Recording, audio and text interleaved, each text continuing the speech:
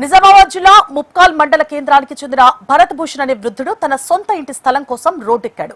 3 ఏళ్లుగా న్యాయ పోరాటం చేస్తున్నా తనకు ఫలితం దక్కడం లేదని ఆవేదన వ్యక్తం చేశాడు. గతంలో రోడ్డు విస్తరణ పేరుతో తన ఇంటిని కూల్చేందుకు గ్రామస్తులు ప్రయత్నించారు. కోర్టుకు వెళ్లి స్టే ఉత్తర్వులు తెచ్చుకున్నారని, అయినప్పటికీ కోర్టు ఆదేశాలను లెక్క చేయకుండా గ్రామస్తులు అక్కడ అక్రమంగా బస్టాండ్ షెడ్ నిర్మాణం చేపట్టారని బాధితుడు ఆరోపించాడు. ఇటీవల ఆ స్థలంలో బస్ షెల్టర్ నిర్మాణం కోసం ప్రయత్నాలు జరగడంతో ఆయన పోలీసులకు ఫిర్యాదు చేశారు. ఆ కేసును ఉపసంహరించుకోవాలని ఒత్తిడి చేస్తూ తనపై అట్రాసిటీ కేసు పెట్టి వేధిస్తున్నారని భరత్ భూషణ్ వాపోయారు. తనకు ప్రాణాపాయం ఉందని ఉన్నతాధికారుల నుంచి స్పందించి తనకు న్యాయం చేయాలని కూడా వేడుకుంటున్నారు.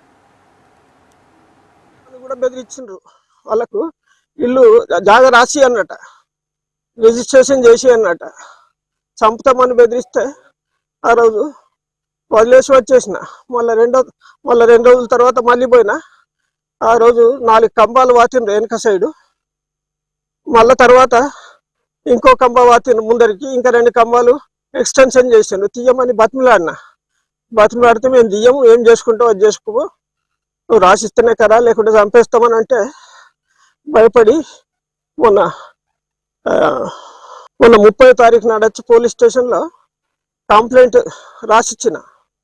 అప్పుడు భాస్కరాచారి ఉండే ఎస్ఐ, అతను నాకు కేర్ చేయలే, విలేజ్లకు సపోర్ట్ ఇచ్చిండ్రు. అప్పుడు సిపి దగ్గరకు పోయినా, అప్పుడు కల్మేశ్వర్ సార్ ఉండే. 3 సార్లు కొడితే సార్ టైం ఇచ్చిండు. నా ముందరనే ఎస్ఐకి ఫోన్ చేసిండు. అప్పుడు ఎఫ్ఐఆర్ బుక్ చేసిండు. వాళ్ళ మీద 20 మంది మీద ఆర్మూర్లో అది కేసు నడుస్తున్నది.